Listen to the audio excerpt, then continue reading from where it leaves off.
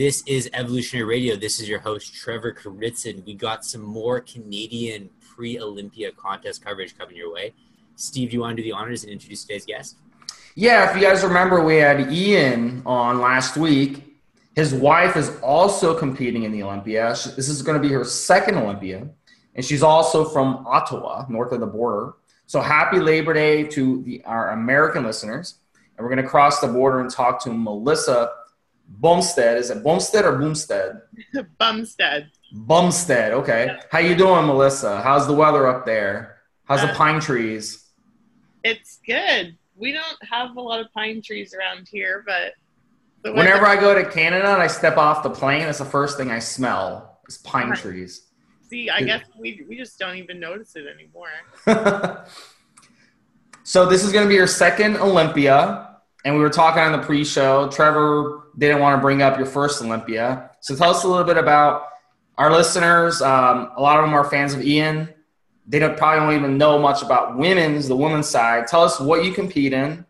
How did you do on your first Olympia? And what is your expectations for your second? So I compete in women's figure, which is, I guess, like the class in between in terms of muscularity. So there's bikini, there's figure, and then there's women's physique. So figure is more about that X-frame, muscular but not too muscular. They want you to be lean and separated but not striated. Last year was my second year competing as a pro in figure and my first Olympia. And I went into the Olympia with no expectations. Obviously, my goal was to get a placing, so to be in the top 15. And I did not succeed in that, so I got a 16th, which everyone after 15 comes at the Olympia. But I still had an amazing experience. It was a dream being there. And this year, I'm hoping to crack that top 10. So that's the goal. I gotta ask before we get into this entire show and all of our questions and everything like that. You're dating Ian, right? Yeah. How big is Ian? Like, I think he's around 250 pounds right now. Right now, yeah, he's over 250 and he's like shredded to the bone. So I feel bad because I'm around him every day and I've seen him like gain, God, I don't even know how many pounds since in the last 6 years, but. Okay. So he's like 260 and you're probably what, like 130? No, I'm 140 right now. Okay. Anyways, he's twice the size of you. How does he not like kill you when you guys are having sex? Like, I just gotta know. Oh, what do you mean? It's great. It's good to have that like weight on top of you, you know? I would just imagine like just lying there and feeling like you're suffocating. Hey, but on the flip side, imagine if Ian was dating like a regular girl with no muscle. Like that would be even worse. I don't know. These are just things as men we will never understand, but like we're curious about. I mean, I always joke, I'm like, we can never break up because you are probably the only man that actually can still make me feel like a small little girl after I put on all this muscle. So you're muscular though, but you're still feminine. Yes, absolutely. I would never, ever change that or say goodbye to that for anything. And that's actually like my favorite female division is figure, because for me, bikini, it's a little bit too mainstream. Like I love the bikini division. I think all of those women are great athletes, but like a lot of them don't even really look like they lift weights. You know what I mean? Like it kind of just looks like they got a nice set of tits, a nice butt, and like they're prancing around on stage. And then the women's physique, in my opinion, is just a little bit too muscular for my taste. So like for me, I really like the figure division. Yeah, me too. I honestly didn't know anything about bodybuilding before I met Ian. And I remember watching my first Olympia with him, and I just watching the figure women, it was just very elegant. I found elegant, but still different enough from, like you said, the average person that I was just super drawn to it. So what were you doing before you got introduced to bodybuilding in terms of fitness? Were you still like one of those like Trevor, the way Trevor is, like one of those obsessive people over fitness? Were you just like, you just ate whatever you wanted? I was a competitive figure skater in high school, and I dabbled in track and field a little bit, but I quit skating at, I think, like the age of 17. And then I went to university, and people say that you gain the freshman 15, and I probably gained the freshman 40 in university. Like, I got mad fat. So I moved home after, I think, my second year. And at that point I was like, you need to like get your life in order. Like your body is not what it used to be. Like I didn't feel like hot anymore. And I was used to being like confident and like feeling good about myself. So I just started eating better and going to the local gym, and I lost a bunch of weight and got skinny from probably looked like a bikini girl, like from doing Stairmaster 45 minutes a day.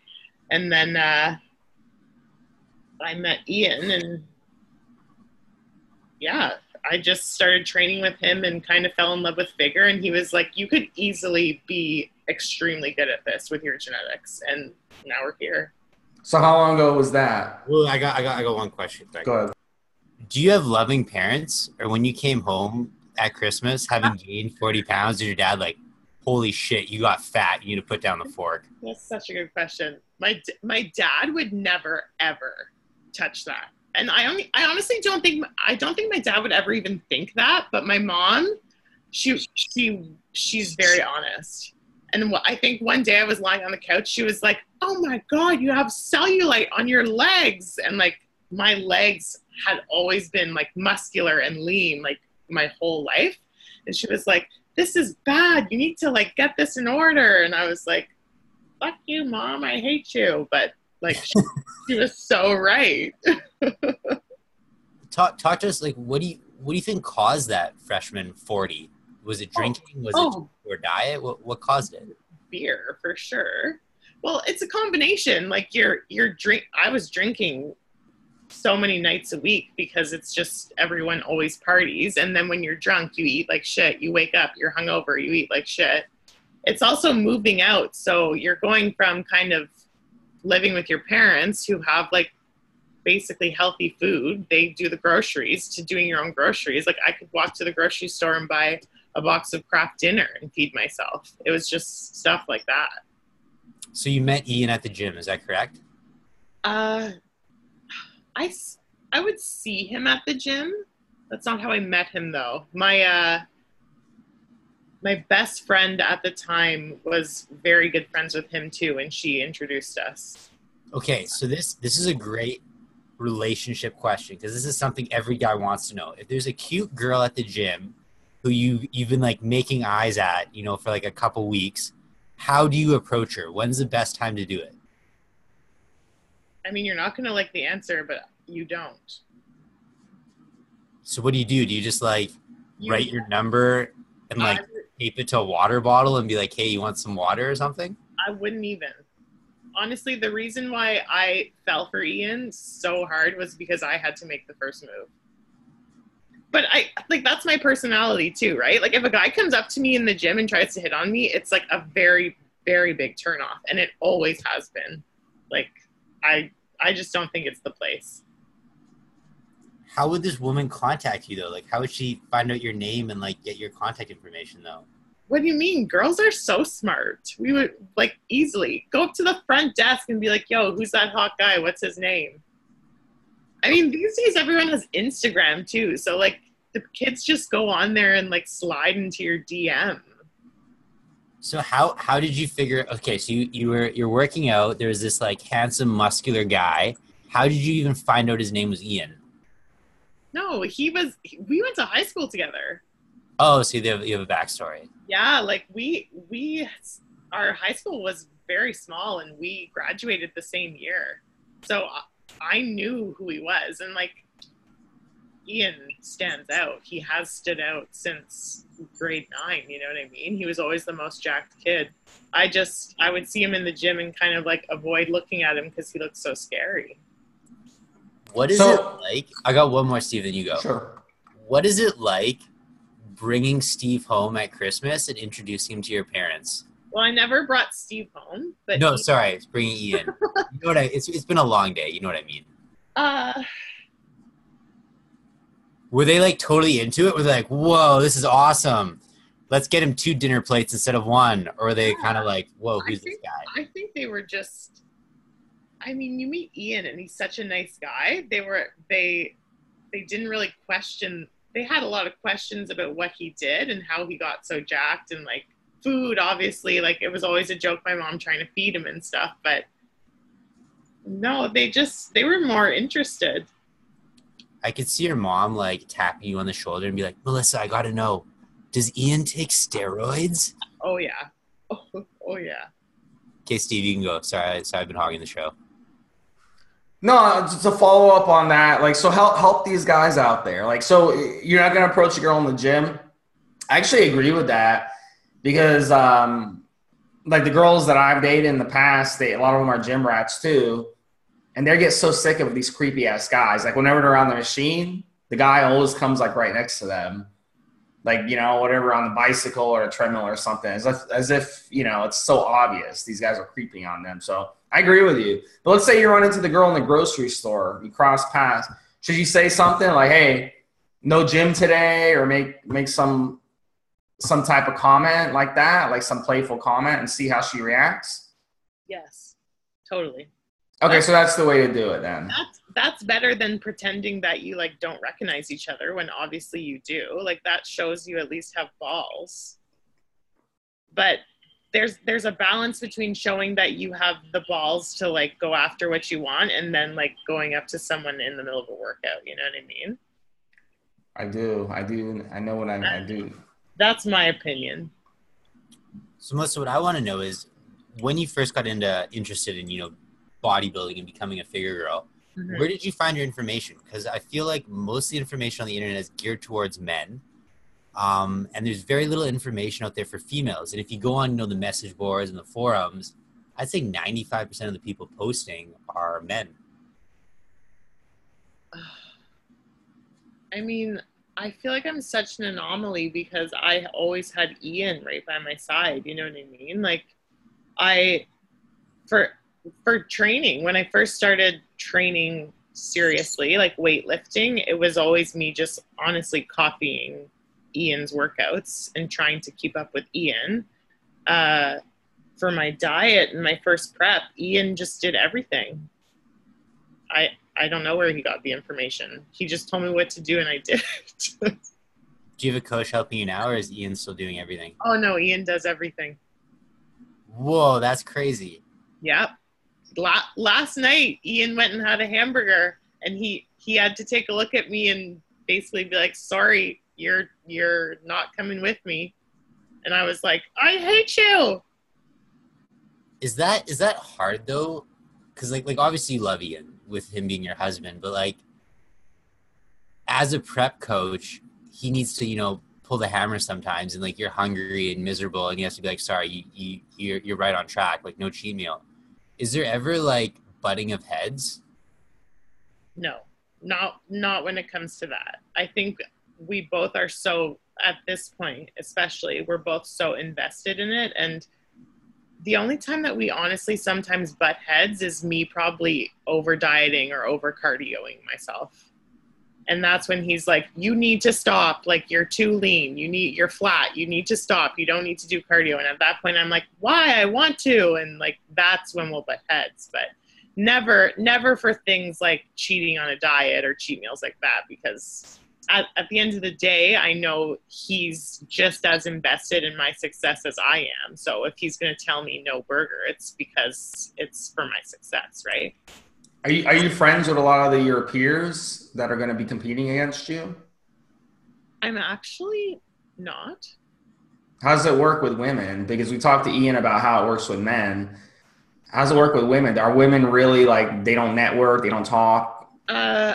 I think they do. I think because I'm a little newer and maybe younger that I haven't, and Canadian, I haven't really connected with a lot of women, but I find the camaraderie backstage like crazy good with the girls. Like Okay.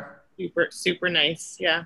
Are they the same boat as you, where they have a spouse or a boyfriend that got them into bodybuilding or that's coaching them, you think? No, I don't think that's that common. So what do you think that motivates them? Because obviously you and Ian motivate each other. What do you think is motivating them? Because I mean, you come from a fitness background. So I mean, obviously you're used to competing and stuff, and it takes a certain amount of, you know, willpower and motivation to kind of do this type of, you know, high level competition. Mm-hmm. So, I mean, I feel like you feed off each other, but what do you think most women, because I noticed in the gym, there's a handful of women who are the most, you know, serious people in the gym. And most men are not like that in the gym, but the women are like the regular women are more.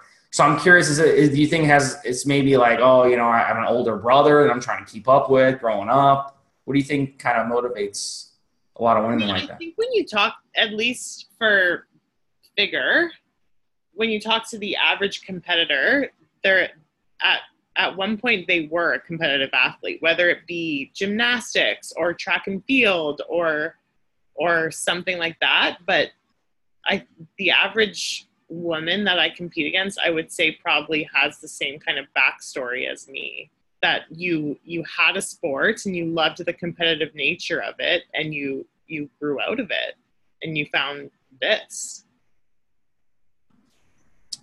Do you see yourself bodybuilding the rest of your life? No. What did you go to university for? Neuroscience. Neuroscience. Okay, that's pretty cool. That's pretty nerdy. I was a pretty big nerd in high school, to be honest. That makes sense because opposites attract. So you're kind of like this nerdy girl who is like into like big muscular guys. Well, yeah, I was pretty nerdy, and Ian was like Mr. Popular. So.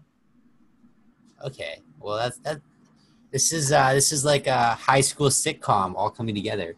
Yeah, look at me now, right? What I want to know is, what's it like? Like, your brother is a top Olympia contender. Like, chances are he's going to get top 3 at the Mr. Olympia this year. Ian, you know, probably is going to get top 10. You're probably going to get top 10. Like, that's pretty cool that, like, your brother and your husband are all prepping for the Olympia together. Like, what is Christmas like at your guys' house? Do you guys, like, get each other, like, posing trunks? It's so funny because we get this question so much. But, like, I mean, obviously, especially the boys, like, bodybuilding is a huge conversation, like, amongst the dinner table. But we're just regular people, you know what I mean? Like, our lives are pretty normal, other than the fact that all 3 of us do it together. But like when we're around our family or all our other friends, none of our other friends bodybuild. Like we're just kind of the 3 anomalies, I guess. Give us what a typical day for Melissa Bumstead looks like. What did your day look like today? Okay, this morning I woke up and Ian was still asleep, and I noticed that he was out of food, so I cooked rice, because I literally have to cook rice probably every 3 days for Ian. And then I cooked him some fish, and then I fed the dogs. We have 2 dogs. Then I walked the dogs, and then I came home. Ian woke up. We went to go do our fasted cardio. We got a coffee, came home. I cooked him breakfast. I cooked myself breakfast. Took a shower, ate meal 2, went to the gym, came home, ate again. I went and did a cryotherapy appointment. Then I came home, ate again, and now I'm here. What's cryotherapy for? I've been hearing a lot of people get that done. I'm probably not the best person. Sorry, is that loud? It's okay. I'm probably not the best person to explain it, but I think it's essentially like taking an ice bath on steroids. So it's to like speed up recovery and reduce inflammation, but you basically stand in this like tank that's filled with nitrogen, some sort of gas that gets the tank to like minus, I think today it got to minus 140 degrees Fahrenheit. And you stand in there for 2.5 minutes and it like kind of freezes you for a little bit. Then you get out and feel like completely refreshed. Have you noticed a benefit in your training? In my legs, 100%. Like because of all the I'm not doing that much cardio right now, but I train my legs probably about every 3 days. So, and I do cardio every day. So with this, it's really been helping kind of the recovery process, I find. Yeah. How much does that cost? And where does those places usually we can find them? Because I definitely, it sounds like something I'd want to try. I know they're not in every city. I think in Canada, it's only Ottawa, Toronto, and Vancouver that has it right now. I don't know about the States, but a session is $60. If you buy a package, they get cheaper. And at least at our clinic, it's covered under chiropractic health benefits or health insurance. Wow, you guys in Canada, you guys in Canada have some healthcare system. Let me tell you, United States. Yeah, you guys. It's a different world. No. A family friend, the kid went to the hospital for 3 days, and it cost $40,000. That was his hospital bill. Oh, that's awful. Yeah, America, what a country. No, we complain about our taxes, but we're pretty lucky, to be honest. Yeah, we can go get hit by a car, and it's all covered. Yeah, we're not screwed for $200,000 after getting hit by a car. So Melissa, let's talk like life goals. So you said you don't want to bodybuild forever. Do you want to have kids in the future? Like these are all important things. Like as a female, you need to kind of think about. Mm-hmm. I absolutely want kids. When, I don't know.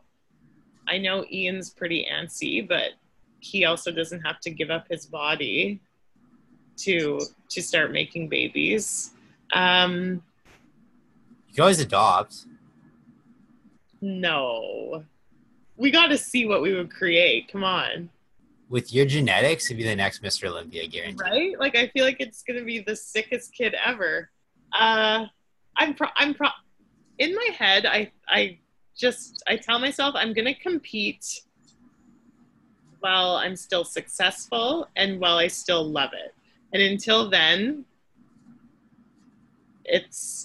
it'll have to stay on the back burner, to be honest. I mean, I'm 27, so time's ticking, but. What do you see yourself doing after bodybuilding? I don't know. I think I might go back to school and get a master's degree. I've thought about doing something in pharmaceuticals with my degree. I've thought about doing research. The neuroscience field is expanding so crazy fast. So I might go back to school. I wouldn't mind kind of doing like a master's degree while I have a baby. I think that would be a fun thing to do, but I haven't really figured it out. A master's degree is very different than an undergrad. So I'm almost done my master's. I'm just finishing up my research project. But like when you do an undergrad, it's kind of like, here's the knowledge, memorize it, learn it. We're going to test you on it. Whereas when you do a graduate program, it's like, what's a world program? Let's discuss ideas and then develop research topics to solve it. Mm-hmm. So it kind of be like, children aren't eating vegetables. Why? Is it because they don't like the taste of them? Is it because they're not accessible? Is it because all of the TV ads are towards processed foods? So like you kind of have like a discussion like that. And then you do a research topic on let's see if we give kids TV commercials of carrots jumping around, singing and saying, eat me. Will kids eat more vegetables then? So that's kind of like a graduate program. It's very, very different. Mm-hmm. Yeah. So if I choose to do that, I would have to kind of figure out what research interests me in my field and like who I would study under, where I would study, stuff like that. Talk to us a little bit about, as a female competing, do you almost feel like screwed that most of the opportunities are for men? Like, look at the prize money for the Mr. Olympia and look at the prize money for the top figure Olympia, and it's like a 20th. Yeah, but it's the same for like classic physique and open bodybuilding. Okay, let's say this. Like, you and Ian are both sponsored. Ian is sponsored by ANS. You're sponsored by Project AD. Mm-hmm. I don't know this, but I'm probably right that Ian's getting paid a lot more money than you. Yeah. And then when just across the board, male bodybuilders are paid way more than females. Like, does that kind of grind your gears at all? Like, because I don't really think it's ethical. The thing is, and I don't want to like be anti-feminist when I say this, but it doesn't really bother me. I honestly think as a woman, we have just as much opportunity if we choose to kind of use the other avenues that we can benefit from. Like women in the fitness industry are huge. Like, no, not necessarily competing, but think about Instagram models, for example, or like Gymshark athletes or things like that. Like as a woman, the opportunity, if you choose to seize it, is crazy. Like, so you think women are just kind of like making excuses and they're just playing like the feminist card? Kind of. I think you're in charge of your own destiny, and if you honestly want to like build your following and do that, then that's what's going to get you money. And yes, Ian gets paid more than me, but he also has double the following of me on Instagram and has been kind of working his social media a lot harder and a lot longer than me. So I would expect him to get paid more than me. Let's talk about Instagram. You got, I think, around 60,000 followers. Mm-hmm. For a lot of, females who are listening to the show, they basically want to be like you. They want to be a IFBB figure pro. How would you recommend getting started? Because I feel like it's so easy now to get lost in the shuffle. Like, if I search bodybuilding on Instagram, I'll find millions of photos. Like, how do you get your account to stand out? I don't really know because I don't try. I'm very lucky that my Instagram has grown super organically. Like, I just have put myself out there and been very authentic and never posted when I didn't want to post. And that's probably why my following is not as big as it could be or as it should be. But I think if it's meant to be, it's not going to be hard. I think if you're meant to be an influencer and people relate to you and people want to follow you and people see value in you, it's not going to be difficult. It's just going to happen. Do you post like cooking videos on YouTube or anything like that? No. But like, that's shit that I probably should be doing. You know what I mean? I'd watch them. Well, I also am like the diet hack queen because I literally eat like 0 carb and can still like make the tastiest food. So okay, well, the floor is yours. Tell us some of your diet hacks. I put a layer of lettuce and cucumber under everything that I eat, so my volume is like massive. It's always on top of like a big salad. I use cauliflower rice and fry it in almost everything. I mean, not right now, but in off season, I can make some pretty good like protein cakes that are super low calorie. I make protein ice cream that tastes way better than any like Halo Top bullshit that you could buy at a store. How do you make the cauliflower rice? I've seen a lot of YouTube videos on it. Oh, I buy it. I'm lazy, but you could easily get a machine that does it and have to like rice a head of cauliflower. What is it? Is it just minced cauliflower? Yeah, and you just fry it like rice. Put a little soy sauce on it. I mean, I can't really tell the difference. Okay. What does your diet look like? Steve, you go ahead, and then I'll ask her about her current diet. No, finish that topic. I have some user questions. So finish that one, and then we'll go to user. I want to know, just like out of curiosity, what does your diet look like, 1 week out roughly from the Miss, is it, you still say Mr. Olympia or is it Miss Olympia as a female? I've never gotten that one. I think it's Miss. I don't really know. Yeah, Miss. Like all the posters say Mr. Olympia. Well, I mean, the show is Mr. Olympia, but I think the title that I'm going for is I think that's how it works. Okay. Tell us what your diet. 1 week out. Steve's got some questions. It's tricky because I've been dieting for so long, right? Like I started dieting in February, and right now I'm eating probably 200 grams of carbs a day, but that's just because we're increasing my carbs so I don't waste away. But normally I would wake up and probably have egg whites and eggs for breakfast, no carbs. Pre-workout, I'd have cream of rice with a scoop of protein and some berries. Post-workout would be rice cakes and a scoop of isolate. And then it would be carbless meals, so 3 carbless meals with white fish. But right now, Ian just put me on high carbs, so I'm eating like way more than that. But it's also been changing so much because I've been dieting for upwards of the year, right?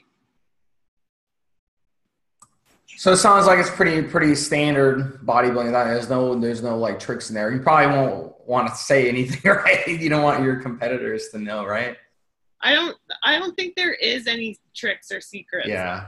You know what I mean? I think you're consistent and you do your job and you have good work ethic and good genetics, and that's what gets you to the top. Yeah, that's what all the pros that come on here say. That's how it works in any professional sport, like NFL, NHL, whatever. Mm-hmm. Like there is no secret, So we have a bunch of we have a few user questions. Okay. Let me ask you the first one. This is a guy asking it, and he wants to know. Let me pull it up here.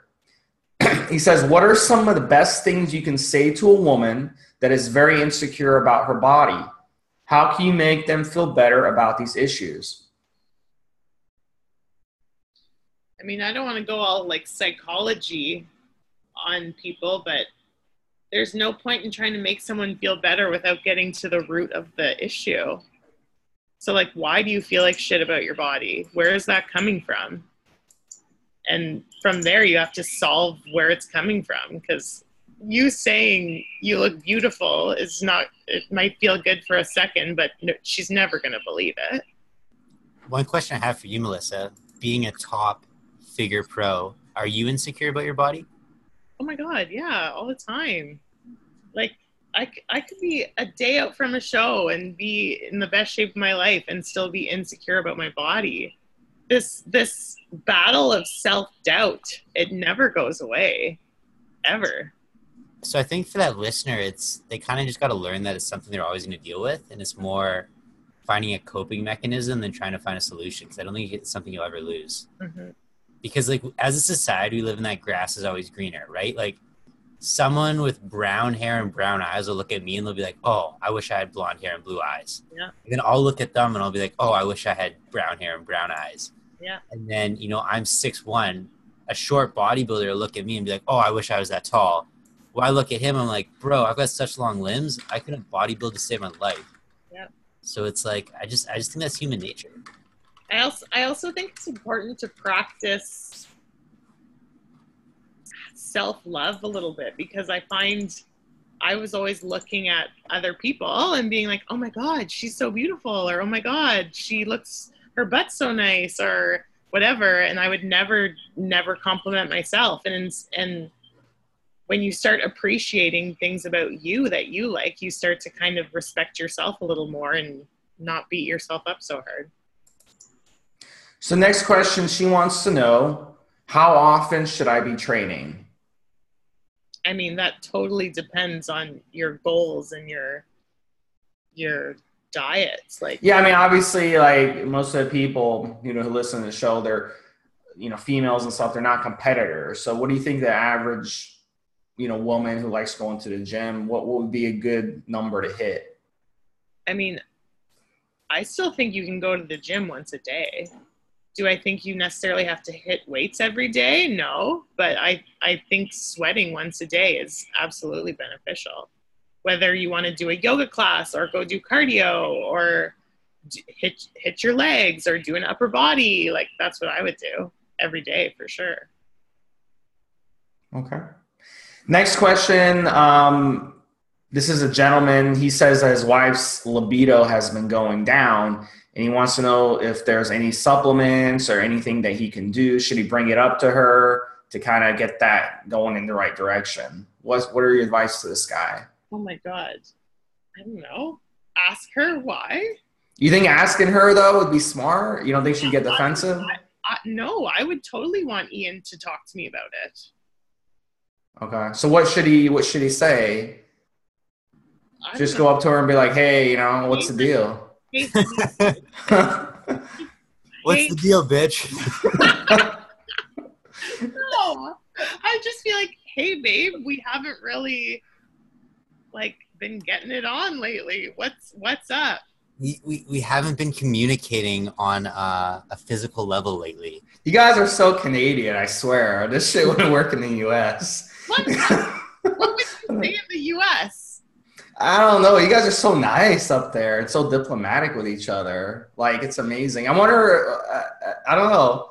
I feel like, if you even bring it up, like the woman will flip out. Like you start getting stuff thrown at you and stuff just by. Well, then you have severe issues in your relationship. You've never dated like an Italian women, though. That's what they're crazy. Italian American women, oh my God, they're nuts. They throw stuff at you. See, I tell Ian all the time, I'm like, you're lucky to be dating such a rational woman because he could probably say anything to me and I don't think I would ever freak out.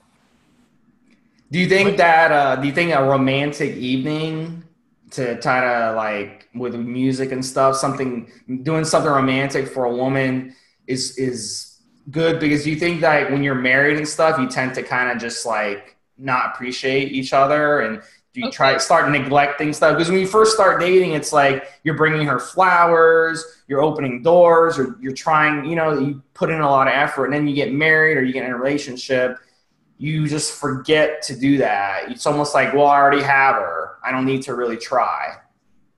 Yeah, I mean, if you want to go the route and all of a sudden start by taking responsibility and looking inward and seeing like, well, when is the last time that I bought her flowers? When is the last time I said thank you for cooking dinner or for cleaning the kitchen? Like maybe she just feels undervalued, underappreciated, and that's why she doesn't want to give you any.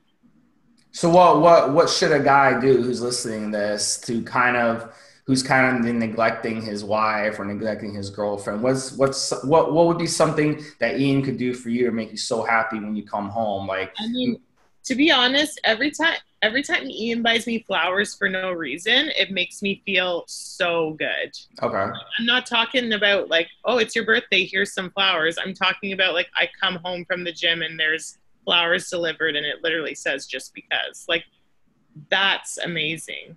I mean, I don't know. I have a man that like says thank you to me and appreciates everything that I do. So I'm very, very lucky in that sense. I think just showing that you see everything that your partner does for you and that you appreciate it on a daily basis, even if you've been married for 5 years, can go a long way. Plus, you know your partner. Like if your wife likes to have baths, like run a nice bath for her and be like, hey, surprise, something's upstairs. My best friend loves wine, and her boyfriend will go out and buy her favorite bottle of wine on the way home from work and be like, hey, surprise, just because. It's like things like that. So basically like these cliche Hollywood things you hear about, like buying. Yeah, but this is not cliche. Like I get this. Like, Well, I'm saying like it actually works. yes, of course. So now when you say buy flowers, how much did they spend? I don't know. Flowers are really expensive, actually. Yeah, so that's what I'm thinking is like if I'm gonna be buying my girlfriend flowers on a couple times per month, this is gonna add up quick. Well, I mean, you're early, Trevor. I mean, you're early in your relationship. Maybe showering her with gifts isn't a wise, so early. But I'm saying once you're deep in a relationship, that's when shit start getting stale. That's kind of what this person was asking. But in your situation, What it's if you different. just buy some like Barry White mixtapes? Would that work? I if you can find those, yeah. Oh, you can find anything. I mean, you could also go to the grocery store and buy like a $20 planted orchid, and I'm sure that would be nice. What's an orchid? Is that a flower? You know what an orchid is. Are you sure you have a girlfriend? Is an orchid a type of flower? Yeah. It's like a plant. It's like a flower plant. It's very hard to take care of. So, Yeah. I mean, yeah, it's like almost having a pet, if you get one. Well, I'm practical, right? So like I would probably get her like a sunflower because then when it's done, you can eat the seeds. So it doesn't go to waste. Oh. Just make sure she's not allergic. Because a lot of people are allergic to sunflowers because they have so much pollen. Or I'd buy her like a goldfish. I'd be like, look, now you have a friend for when I'm not home. That's so cute, though. How cute is that? The problem is goldfish only live like 2 weeks, so Yeah. she'll probably cry when it dies. Yeah, but then you can comfort her. Yeah, that's good. Comfort Exactly. sex. So next question is gym clothing and shoes. She wants to know what's some good recommendations on that for women. That's a good question because I have actually no clue. I wear Nike shoes as a guy, but I never even taken a look at what women are wearing in the gym. What are some shoes you recommend for women in the gym? I mean, I used to wear a lot of Adidas shoes, but I'm kind of over it. Nike is okay right now in terms of sneakers, but I honestly wear Converse to the gym almost every day. I just wear white low top Converse. What about like what should she be wearing? What are recommendations for what she should wear? I mean, my favorite clothing brand for the gym is extremely expensive. It's called PE Nation, but I mean, there's shit everywhere. Like Forever 21 has clothes right now, gym clothes now. Like I worked at Lululemon for years and they have really nice stuff, but again, it's so expensive. What would you recommend for a woman who's a little bit overweight and might not feel comfortable in Lululemon?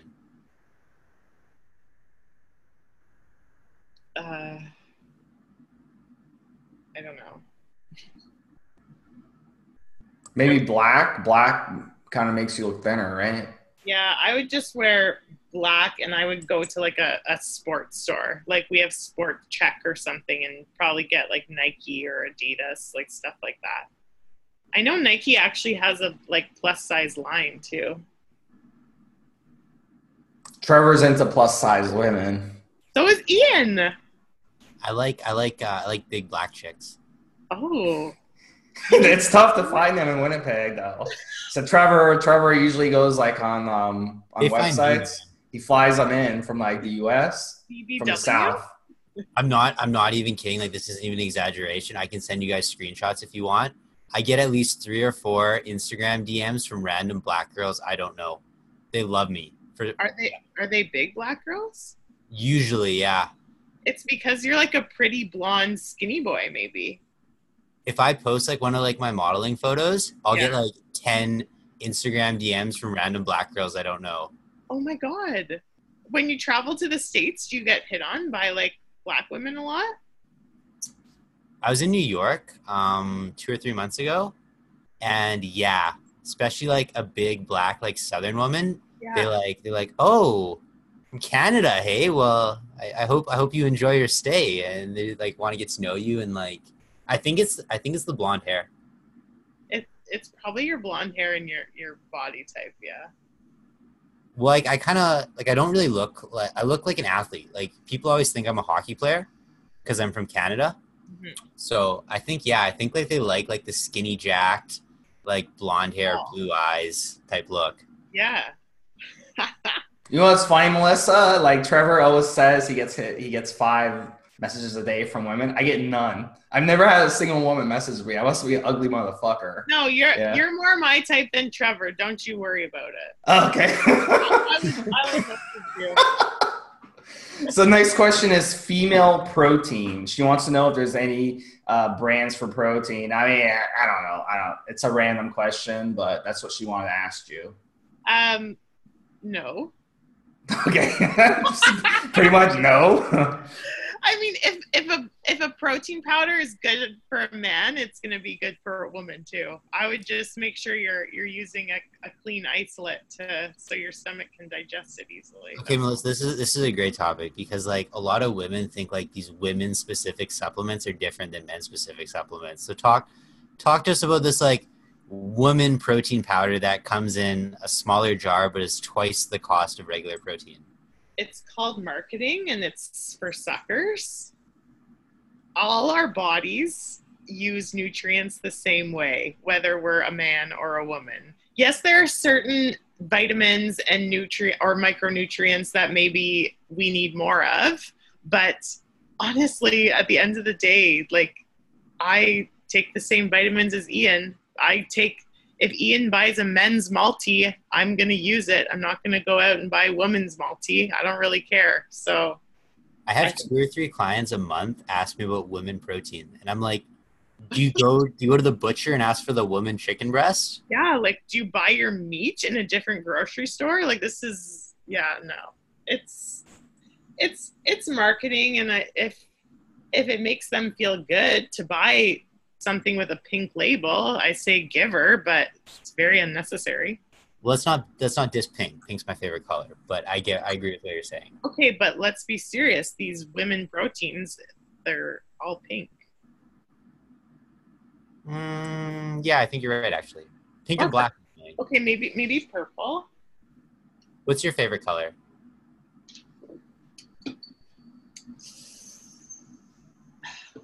White. That's a shade. It's not a color. Okay, but I don't really like to wear, like, are we talking wear or like look at? Like, it's just a random question. You don't have to think too much about it. Yeah, I don't have one, I guess. Steve, you got some more listener questions? Yeah, she says, can you ask Melissa if she does yoga or Pilates? Oh, yoga sometimes. I like to do hip opener classes because it feels really good. I actually did Pilates at one point, and that shit is so hard. But I think it's really good for your core, to be honest, and your posture. I would recommend Pilates to anyone who can access it or afford it. Steve, do you want to finish off with their 5-question Q&A segment? Yeah, we're gonna do. We did this with Ian. I don't know if he clues you in on the questions, so maybe I'm gonna mix them up a little bit. But we like to ask for your fans. You have 60,000 Instagram fans, and you'll probably get a lot more after this, especially from our female listeners. Mm-hmm. So we like to ask some questions, kind of get to know you a little on a deeper level. So this is kind of a fun little. It's called First and 5. So the first question is: hardest part of bodybuilding is what? For me, dieting. Okay. Oh, dieting. That's a good one. Place you would like to travel to and why? I've always really, really wanted to go to Greece. And to be honest, this probably makes me sound so stupid, but it's because every time I see photos of like the water with all the white buildings, it just makes me like drool. I feel like it looks like a dream. Okay. Are you Greek or? No. Okay. So it's just something you want to know. Next question is favorite TV show. Okay, so my only vice actually is that I watch really, really trashy TV. So like any reality show, like Real Housewives of Orange County or like Real Housewives of Atlanta, like I die for. Or The Bachelor, like I die for those shows. Maybe they'll get you on Real Housewives of Ottawa. Oh my God, I would love to. Yeah, so producers, if you guys are listening, we had a guy from Naked. Have you seen Naked and Afraid? No. Oh, okay. Because we had a guest from that show that came on here. Oh. It's a reality show where they put you out in the middle of nowhere with no clothes, no nothing. You have to survive for 21 days. So you got to speak to someone who did this. Yeah, his was a 40-day challenge though. 40 days. He ended up losing 38 pounds during it. So he was the weirdest guy you will ever meet. I think you have to be to sign up for that. I would love to do it personally, like not for 40 days, but like for a week. You'd be dead in a week. No, dude, I can survive. You'd be dead in a day. You've never even hunted or fished before, Trevor. You'd be dead in a day. Oh, you guys could figure it out. Trevor's smart though. He's a smart guy. He'd figure out how to survive. So next question is, you wouldn't be successful in bodybuilding if it wasn't for who or what? Besides Ian. I have to throw in that, besides Ian at the end. Yeah, that's too easy for me. Probably my parents. I think my parents instilled a lot of belief that I have in myself from a very young age, and I think that's something that you really need to keep your mental tenacity when you're doing something like bodybuilding. Yeah, it's interesting. As I grew up, my dad used to go play tennis every day for like 4 hours straight after he did like an all-nighter with work. So that kind of taught me just to go to the gym, even if you're feeling worn out or tired. But, it's maybe like a freak, in that regard. So The last question is, what music is playing in your car? Country. Really? Like Ian, I think Ian said country too. Didn't he, Trevor? I mean, you're making us Canadians look bad. Why? What's wrong with country? I have no desire to drive a big truck or marry my cousin. But it's funny because Trevor's from a country part of Canada. He's from the redneck part of Canada, and you're from Ottawa. That's probably why he hates it. But you would think he'd be into country, and you would be more into like the East Coast type of music. So that's kind of funny how it works. You guys are probably from like the suburbs of Ottawa. You're not from like the city. We're not like downtown Ottawa, but we're nowhere near the country. Ottawa has a lot of really good underground rap music. Oh, okay. Because like the whole like Greater Toronto area, yeah, it's got really good music. Like that's where Drake came from. I know, but like if I have to listen to Drake one more time, I'm gonna cut my ears off. Well, yeah, I agree with you because it's like the same song over and over and over on. Oh my god! Every 5 minutes on the radio too. I can't. Do you guys have French music too in your radio stations or no? Because you're close to Quebec. I don't even know. We must have. I think there might be one station. I don't know what it is. It's not on our roster because we have French. So you don't speak French at all then? Well, I can understand it very well. When I speak it, it's extremely embarrassing. But do you like French people, or do they get on your nerves? No, I feel like some French people do, but some people get on my nerves in general. Oh, okay. What about poutine? Is that one of your favorite cheat meals? I hate poutine. I hate gravy. I think it's so gross. What about maple syrup? I love maple syrup. Okay, you're still a Canadian. Good. So, but Ian said you have a maple tree in your yard. Do you go like cut it and get maple syrup out of it? Is that a stupid question? I mean, I think you have to. I don't know if you can do that to any maple tree. I feel like it has to be a specific kind. Trevor, what do you think? Is that true? You tap it. It's like the tree sap. So basically, could I actually tap my tree out front on my front lawn? Yeah, you could for sure. Oh.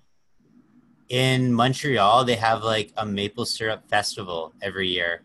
I think it's in February, where literally like kids like go and like tap maple trees, and then like the maple syrup freezes into popsicles, and they eat the maple syrup popsicles. It's like an actual festival. Yeah, we've seen we go to Mont Tremblant, and they do that popsicle shit on the. I think that's what it's called.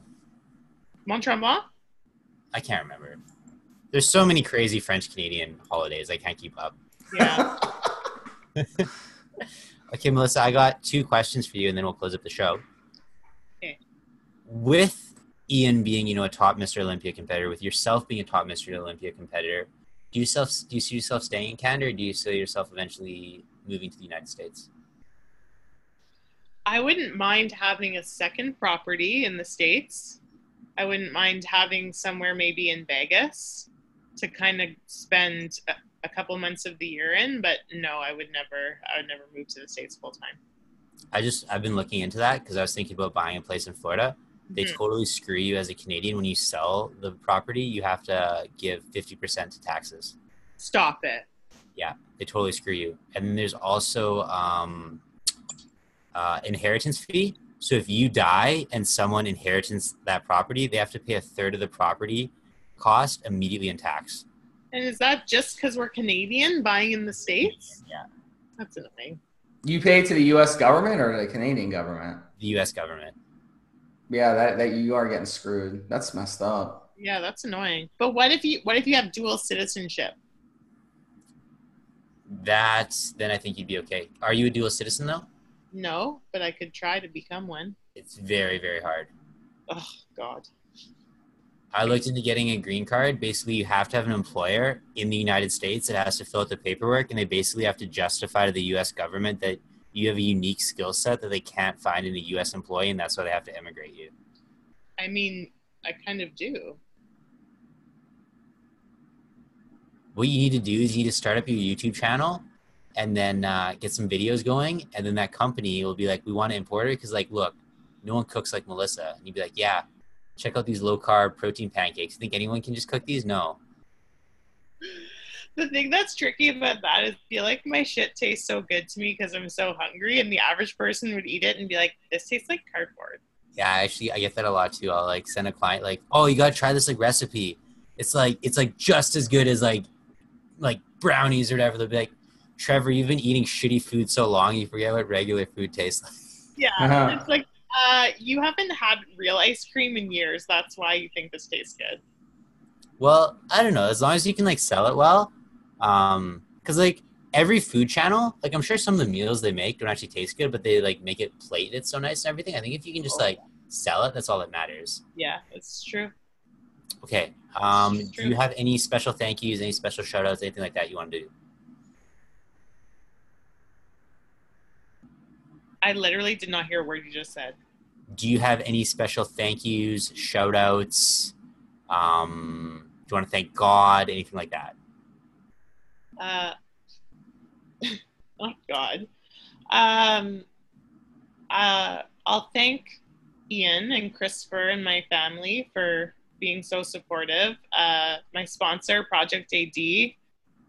Again, like, I'm so lucky to be surrounded by people that believe in me so hard. So it makes it really easy to kind of keep pushing and do what I do. And that comes from my family, but also from all my sponsors. My suit sponsor, Suits by V, Project AD, Bro Activewear, Liquid Sun Rays.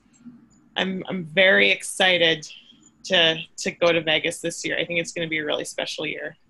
Well, Melissa, we're all rooting for you. This podcast particularly has a huge Canadian following. So, I mean, everyone's loving the Canadian contest coverage. You got all of Canada rooting behind you. Steve's a Canadian at heart. He's even rooting behind you. Hopefully you crack the top 10. I think it'd be pretty cool if, like, you, Ian, and Chris all crack the top 10. Like, that's got to be a record for something. Oh, my God. I can't imagine. It would be a freak show. So, best of luck at the Olympia. You got a lot of support. Everyone who's listening to this podcast is rooting you on. For your host, Trevor Kouritzin, for my co-host, Steve Smee, and for our special guest, IFBB Pro, Melissa Bumstead, this is another episode of Evolutionary Radio. Live your life. Look good doing it. Thanks for listening.